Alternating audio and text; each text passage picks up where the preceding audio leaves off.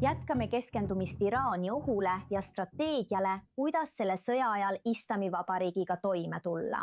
Uus raport väidab, et Iisraeli Mossadi agentuur varustas kurdi relvarühmitusi relvadega, mis olid konfiskeeritud Hamasi ja Hezbollahalt. Inneti raporti kohaselt oli ka CIA seotud plaaniga kasutada kurdi vädesid laiemas Iraani vastases tegevuses.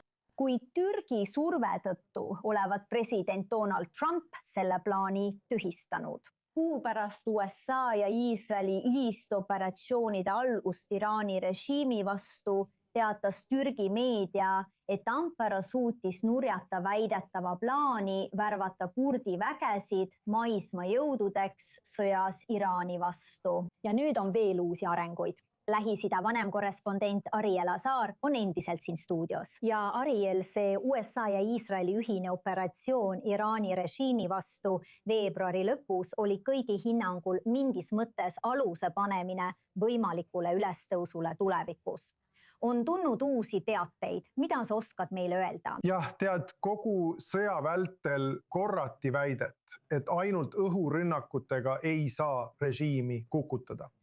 Nii et kui Iisraeli strateegia osa selles sõjas on režiimi kukutamine, ajatolla ja Islamivabariigi võimu lõpetamine, siis nad püüdsid leida viisi, kuidas korraldada ka maismaa operatsioon, et töö tõeliselt lõpule viia. Me nägime Iisraeli rünnakuid piiri ääres, mille eesmärk oli võimaldada Iraani kurdi vägedel, kes olid jõudnud Iraaki ja seal varjunud ning treeninud, naasta Iraani ja viia läbi see maismaa operatsioon. Ja selleks vajasid nad relvi.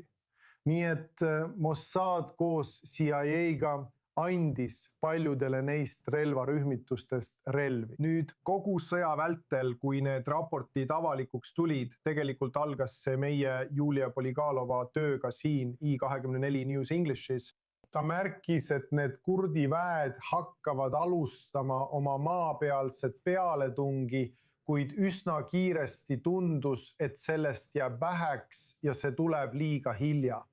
See ei realiseerunudki ja nii ei õnnestunud ka maapealne tee. Osa sellest ebaõnnestumisest oli tingitud asjaolust, et mõned kurdi relvarühmitused, kes said need relvad ja pidid need edasi andma teistele gruppidele, kes pidid neid kasutama Iraanis, jätsid relvad lihtsalt endale. Ja tegelikult kuulsime seda ka avalikult USA presidendilt Donald Trumpilt, kes rääkis sellest eelmisel kuul Valges Majas. Kuulame, kuidas ta olukorda kirjeldas. Me arvasime, et kurdid annavad meile relvi, aga kurdid valmistasid meile pettumuse. Kurdid ainult võtavad. Neil on kongressis suurepärane maine. Kongress ütleb, et nad võitlevad nii kõvasti. Ei, nad võitlevad kõvasti siis, kui neile makstakse. Ma olen kurdides väga pettunud, aga neile anti. Ma ütlesin, et see ei hakka toimima. Muide, ma lihtsalt pean seda ütlema. Ma ei olnud nõus sellega, mida nad tegid. Nad andsid selle ära. Ma ütlesin, et nad ei jõua kunagi sinna. Ja mul oli õigus. Mulle meeldib, kui mul on õigus. Sellel korral kahjuks nii läks. Aga me saatsime mõned relvad koos laskemoonaga ja need pidid kohale toimetatama, aga nad jätsid need endale. Ma ütlesin, et nad jätavad need endale, aga mida mina tean? Ma olen seda teinud vaid lühikest aega. Mida mina tean?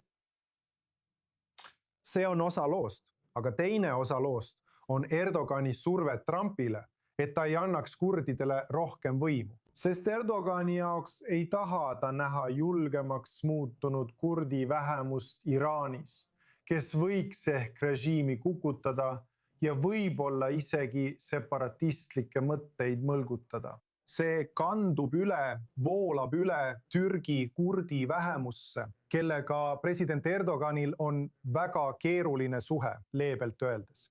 Ja seega aitas see surve kaasa ka sellele, et kurdi elemendil ei õnnestunud režiimi kukutamises osaleda. Lõppkokkuvõttes teame me kõik tulemust, kuid küsimus jääb, milline saab olema selle kurdi valiku tulevik edasistes katsetes režiimi kukutada.